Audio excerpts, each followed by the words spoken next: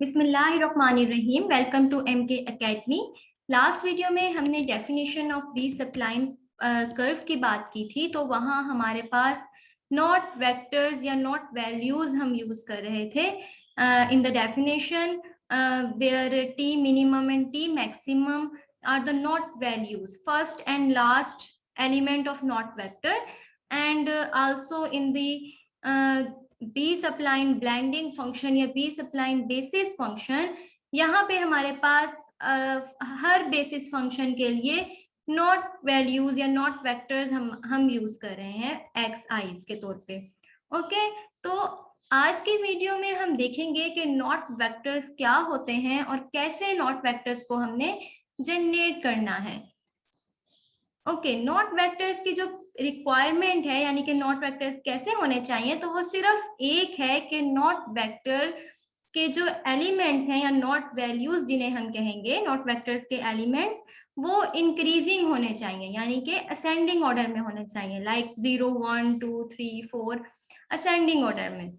Okay, और इसकी significance क्या है कि आपने देखा है कि जब हम बेस अप्लाइंड बेसिस फंक्शंस फाइंड कर रहे हैं तो उसमें नॉट वेक्टर्स या नॉट वैल्यूज यूज हो रही हैं। तो अब हमारी चॉइस जो होगी नॉट वेक्टर की, वो सिग्निफिकेंट इन्फ्लुएंस करेगी बी सप्लाइन बेसिस फंक्शंस पे और बी सप्लाइन कर्व पे। तो हमने देखना है कि हमने किस किस्म का नॉट वेक्टर जो है वो चूज करना है। ठीक है, यहाँ हम डिफरेंट टाइप्स के नॉट वेक्टर्स डिस्कस करेंगे इस वीडियो में। ओके, अब लेंथ ऑफ नॉट वेक्टर। अब हमने नॉट वेक्टर बनाना है तो जरूरी है ना उसकी कोई ना कोई लेंथ तो होगी, कोई साइज होगा।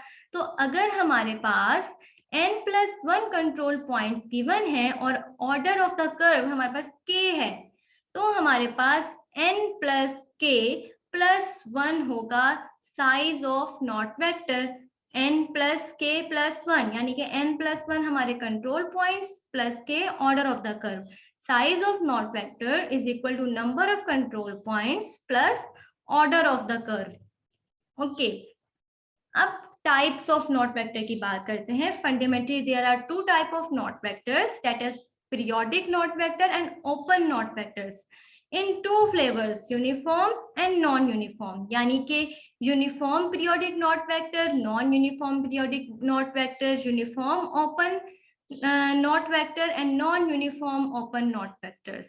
ओके, तो यहाँ पे डिफरेंट बुक्स में डिफरेंट नॉट वेक्टर्स के टाइप्स गिवन होती हैं, उनके नेम्स चेंज होते हैं, जस्ट टाइप्स यही होती है, नेम्स डिफरेंट होते हैं। तो आपने अगर आप किसी बुक से पढ़ रहे हैं तो आपने देख लेना है कि आपकी बुक में किस नेम से ये गिवन है।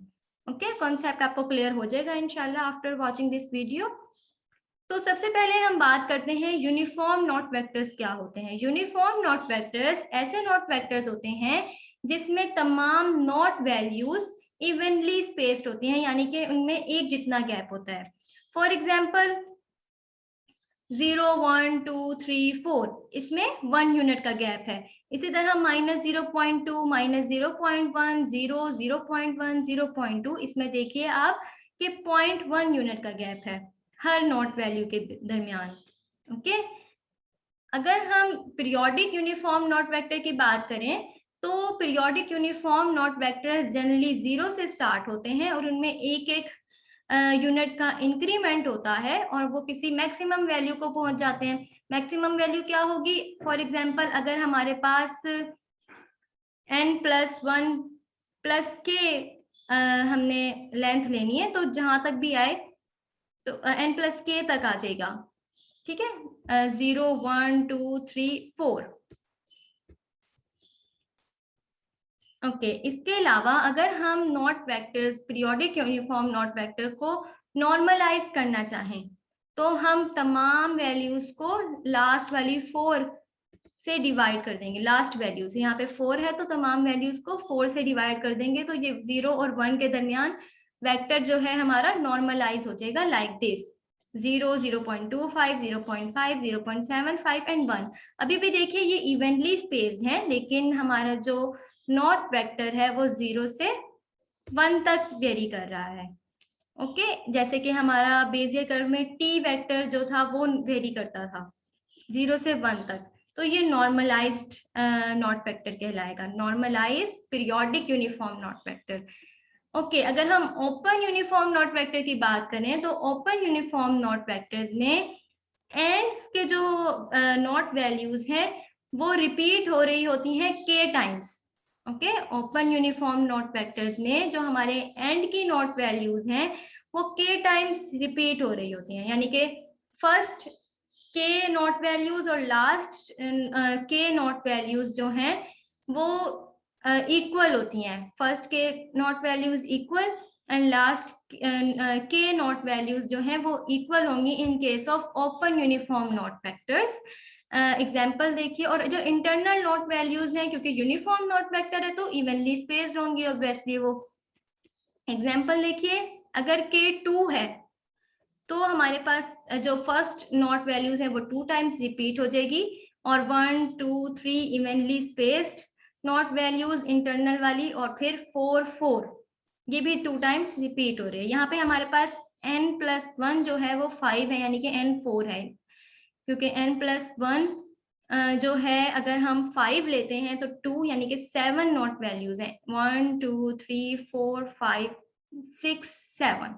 ओके जिसमें से लास्ट वाली 2 और फर्स्ट वाली 2 जो है वो इक्वल है और रिपीट हो रही हैं ओके k टाइम्स। इसी तरह k is equal to 3 and n+1 is equal to 5, यानी कि 8 नॉट वैल्यूज हमारे पास बनेंगी। तो हमारे पास यहाँ पे 3 रिपीट हो रही हैं फर्स्ट में और लास्ट में भी 3 ही रिपीट हो रही हैं। k इज इक्वल टू 4 के लिए 4 फर्स्ट में रिपीट होंगी और लास्ट में भी 4 रिपीट हो जाएंगी। ओके इसे कहते हैं multiplicity of not values, repeating को मल्टीप्लिसिटी। 0 नॉट वैल्यू की मल्टीप्लिसिटी भी 4 है, 2 नॉट वैल्यू की मल्टीप्लिसिटी भी 4 है।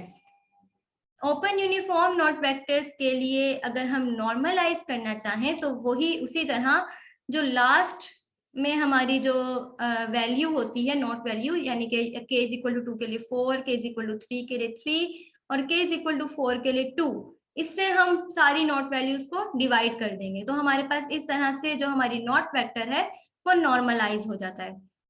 ओके अब हम अगर इसका फॉर्मूला जनरेट करना चाहें कि हमने अगर ओपन यूनिफॉर्म नॉट वेक्टर बनाना है तो उसका फॉर्मूला कुछ इस तरह से होगा, यानी कि xi where i from 1 to k, तो यानी कि 1 से लेके k तक x1 x2 x3 and so on xk तक हमारे पास जो नॉट वैल्यूज हैं वो 0 होंगी। इसी तरह k+1 से n+1 तक जो हमारी नॉट वैल्यूज हैं वो i माइनस k होंगी और n+2 से n+k+1 यानी कि लास्ट नॉट तक हमारी जो नॉट वैल्यू है वो n-k+2 होगी। फॉर एग्जाम्पल अगर हमारे पास k जो है वो 3 हो और n+1 हमारे पास 5 हो, यानी कि n हमारे पास 4 हो, n+1 5 तो इसका मतलब n 4 हो जाएगा।